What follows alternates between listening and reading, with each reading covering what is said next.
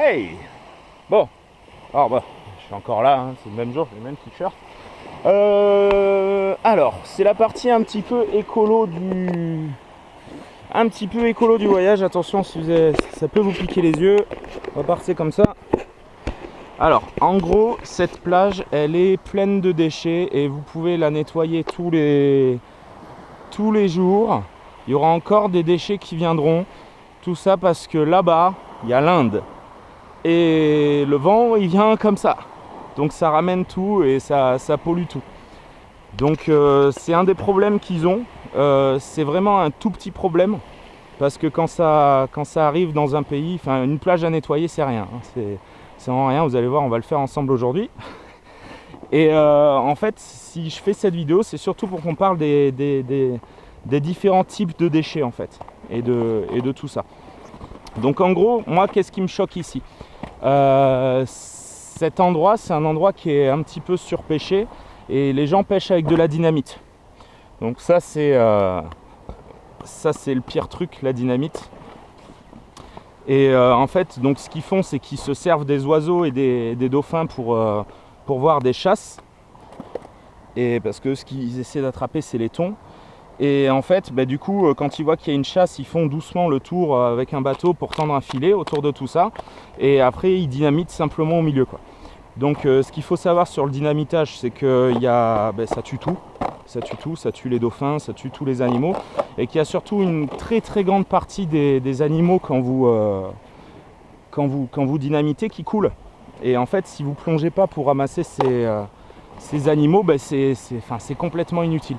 Donc en fait, ce que je trouve dommage ici, c'est déjà le dynamitage, il faudrait que ce soit interdit. Mais ce qui est dommage là-dedans, c'est ça, c'est qu'ils utilisent de la dynamite pour attraper des poissons et au final ils en ressortent que peut-être que 20 ou 30%. Donc c'est vraiment du gâchis. Après il y a une autre technique qui se pratique, alors ça se fait partout en Asie, même si c'est strictement interdit, c'est la chasse ou la pêche avec du matos de plongée. Voilà, donc les mecs ils sont pas cons, ils captent bien qu'avec du matos de plongée on peut rester 1h30 dans l'eau. Donc qu'est-ce qu'ils font? Ils prennent du bloc, ils descendent. J'en ai croisé hier des gens qui faisaient ça. Et en fait, c'est des pêcheurs, quoi. C'est des pêcheurs locaux et eux, ils essaient juste de gagner leur croûte et de s'en sortir comme ils peuvent. Et puis, ils subissent la même chose que nous, hein. Regardez ce que je suis en train de ramasser. Ils subissent des ententes sur les prix, ils subissent des lois à la con. Enfin bon, bref, on va pas commencer à parler de ça. Donc en gros, eux, qu'est-ce qu'ils faisaient? Ils descendaient en bas, ils attrapaient des tout petits poissons rouges comme ça, dont j'ai plus le nom. Et en fait, ils les exportent pour un hôtel. Et en fait, ce qui est dommage, c'est que quand ils descendent, ils attrapent un truc comme 2000 petits poissons rouges. Et après, quand ils remontent à la surface, ils grillent une clope, ils travaillent ensemble, parce qu'ils aiment bien bosser ensemble. Et du coup, le problème, c'est qu'ils font ça en plein cagnard. Et l'eau du sachet monte en température assez vite. L'oxygène qu'il y a dans ce truc baisse. Et en fait, entre le nombre de poissons qu'ils attrapent au fond et le nombre de poissons vivants qu'ils sont capables d'exporter pour gagner de l'argent, ils ont un taux de perte considérable. Et ça, c'est pareil, c'est vraiment du gâchis. Donc moi, ces gens-là, je les plains pas, je les comprends. Et c'est des pêcheurs et on peut pas, nous, en tant que blancs, aller voir des gens et leur dire ce que vous faites, c'est de la merde et faites comme ça. J'ai parlé avec Bernard. Et en fait, ce que je vais faire avec ces gens-là, quand je vais revenir, je vais essayer d'aller avec eux. Déjà, ne serait-ce par curiosité que de voir, parce que ça, c'est des gens qui ont appris à plonger tout seuls, quoi. C'est vraiment des mecs qui ont pris un bloc. Enfin, je pense que les standards de sécurité de plongée et tout, ça leur est pas forcément familier. Enfin, je sais pas, par curiosité. Et surtout, j'aimerais trouver avec eux une solution plus intelligente pour eux d'attraper des poissons. Parce qu'au final, il y a l'offre et il y a la demande. Et c'est dur de se mettre entre l'offre et la demande. Ce que je vais plutôt essayer de faire, c'est de voir avec eux pour, au lieu d'attraper 2000 poissons, d'en tuer 1500 dans le transport et d'en exporter 500, est-ce qu'il ne vaut pas mieux trouver une manière intelligente d'en produire 500? Ou alors peut-être de... Enfin ici, on pourrait mettre du récif artificiel assez facilement et fabriquer une nurserie à ce genre de poissons. Ils ont aussi là une lagune qui se remplit, qui se vide avec... souvent c'est des gens intelligents et il leur manque juste peut-être cette expérience en biologie marine pour mieux faire les choses. Voilà. Mais j'ai pas envie d'arriver et de leur dire ce que vous faites c'est de la merde, c'est interdit, c'est scandaleux. Non, les mecs ils font ça depuis des années. Moi je suis plongeur, avec mon billet d'avion pollue bien plus que tout ça. Donc bon, bref. Après quoi d'autre? Le plastique. Alors, moi je pense que c'est ça le problème aujourd'hui. Et qu'en fait on subit le plastique et qu'on n'y peut pas grand chose. Donc je vais vous parler d'un truc que j'ai vu en France, qui s'appelle les bouchons d'amour. Alors les bouchons d'amour, c'est le truc le plus pourri de la terre selon moi. Et en fait les Français, enfin le Français moyen ne s'en indigne pas. Et je trouve ça choquant. Alors, on va répéter ce que c'est les bouchons d'amour. C'est des commerçants, des particuliers, des gens qui ont une petite sensibilité pour l'environnement, ou qui veulent aider, enfin, qui veulent faire quelque chose. Et donc en fait on va leur proposer de ramasser les bouchons des bouteilles, de les collecter. Et en fait ces bouchons après ils les amènent à quelqu'un, donc c'est ce quelqu'un que je sais pas qui c'est, je sais pas si c'est les lobbies pétroliers ou les grandes marques qui fabriquent les boissons et tout, et ça aide à payer des chaises roulantes pour les handicapés. Hi. Donc en fait c'est complètement stupide selon moi, parce que c'est un mélange de plein de choses. C'est-à-dire que quand vous récoltez les bouchons, la bouteille elle devient quoi? La bouteille elle devient rien. Et en fait, si on est d'accord que le petit bouchon peut avoir une valeur monétaire, pourquoi pas la bouteille? Voilà. Moi, une loi que je trouverais intelligente, ce serait carrément de dire que les bouteilles sont consignables en fait. Prenez par exemple, voilà, un mec qui boit pas de coca, un mec qui bannit le plastique, ben le plastique il le subit. Et qu'il le veuille ou non, il va le manger, et c'est les grandes marques qui décident. Et on peut pas contrôler ça, et tant que les gens ne se... Enfin, les politiques feront jamais des lois audacieuses vraiment écolo. Il faut que ce soit les gens qui refusent en bloc cette fausse écologie. Parce que les bouchons d'amour, c'est de la fausse écologie. C'est vraiment le truc de merde. C'est vraiment un truc à 2 balles. Et je serais vraiment curieux d'avoir le détail de ce genre d'opération. Parce que pour moi, c'est une vitrine. Et j'aimerais bien savoir combien de kilos de bouchons il faut pour payer un fauteuil roulant. Qui paye...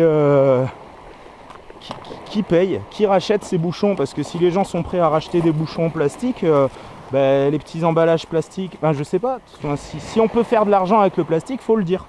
Parce que là, moi je suis en train de me gaver là, personnellement. Voilà. Donc bon, on va arrêter là-dessus. Ah si, je vais juste vous dire un autre truc sur le plastique. Je sais qu'il y a 2 types de plastique. Et en fait, les professionnels qui fabriquent des objets, souvent s'attellent à ce que votre objet ait une durée de vie limitée en fait, à ce qu'il périme. Le plastique, souvent, avant on faisait du plastique solide, on voulait qu'il résiste. Et en fait, finalement, ils se sont rendus compte que c'est beaucoup mieux si le plastique il est sensible au soleil, aux UV, et qu'il se dégrade assez vite, parce que comme ça assure la fin de sa vie, vous allez être obligé de racheter autre chose. Je vais vous donner un exemple tout bête, c'est le paintball. C'est assez dur à faire le parallèle, mais en gros le paintball c'est des billes avec de la gélatine alimentaire, de l'eau, du colorant alimentaire et de la gélatine autour. Donc le paintball en fait, ce qui est super célèbre avec le paintball, c'est qu'une bille on peut la manger. Les professionnels du paintball maintenant ils commencent à produire des billes en plastique. Donc elles défient toute concurrence par rapport aux autres billes, parce qu'en fait du coup comme c'est du plastique, elles sont vachement moins sensibles au changement de température qu'il y avait avec de la matière organique. Mais le problème c'est que du coup la pollution elle est monstrueuse.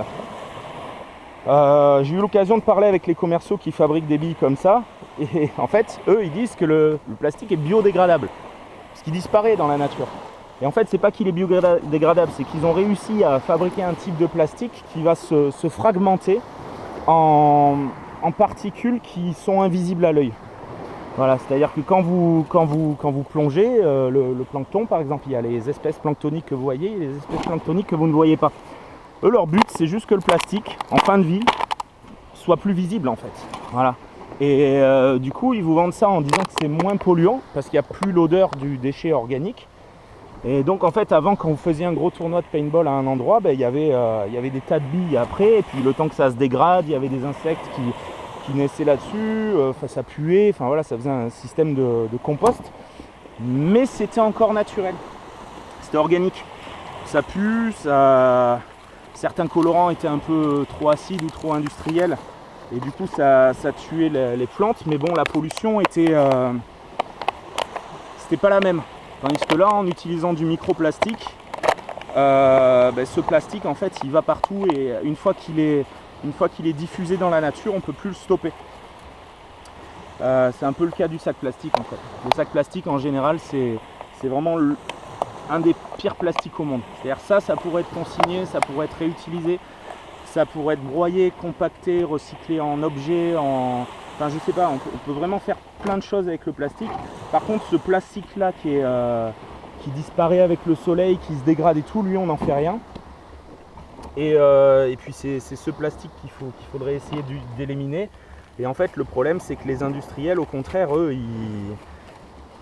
ce plastique leur intéresse parce que je pense qu'il est moins coûteux à produire, ce qui est plus fin, qu'il y a peut-être eu un effort technologique à faire au départ pour le créer, pour la trouver cette formule, mais que maintenant je pense pas que ça leur occasionne des dépenses, et je pense qu'ils rentrent dans leurs frais. Tiens, une bouteille de Pepsi, oh putain, du Pepsi indien. Pas mal. Et voilà, donc c'est le seul truc que je veux vous dire, c'est que en fait aujourd'hui un tiers des sédiments marins est composé de plastique, l'autre tiers est composé de produits divers dont on ne connaît pas l'origine. Alors moi je vais vous la donner, c'est toutes ces grosses usines avec ces tuyaux qui rejettent des déchets secrètement à 40-50 mètres de profondeur sans que personne les voie. Et puis en fait, du coup, cette période où on parle pas mal de pollution et tout, ce qui serait bien, c'est que les politiques proposent des vrais trucs pour retirer un petit peu la couette de notre côté. Parce que ici par exemple, c'est Sprite. Voilà, il y a du Coca, il y a du Sprite. Donc ça, c'est le groupe Coca. Je pense pas que ce soit normal que les gens qui vivent au Sri Lanka et qui boivent c'est pas normal que une compagnie américaine gagne de l'argent avec ça. Il faudrait peut-être imposer ces boîtes à racheter ces putains de bouteilles, quoi. Parce que le mec qui boit pas de Coca et je veux dire, cette pollution on l'a subie. Donc il faudrait peut-être au bout d'un moment être capable d'aller leur demander des comptes, de leur demander des sous, je sais pas. Bon bref, je vais vous laisser là-dessus, je vais avancer un petit peu et puis autant je refais une vidéo plus tard. De toute façon, quand je parle d'écologie, après je m'arrête plus, je râle. Bon, voilà, je commence à en avoir un petit tas là. Je vais vous dire ce que je vais en faire après. Allez, gros bisous!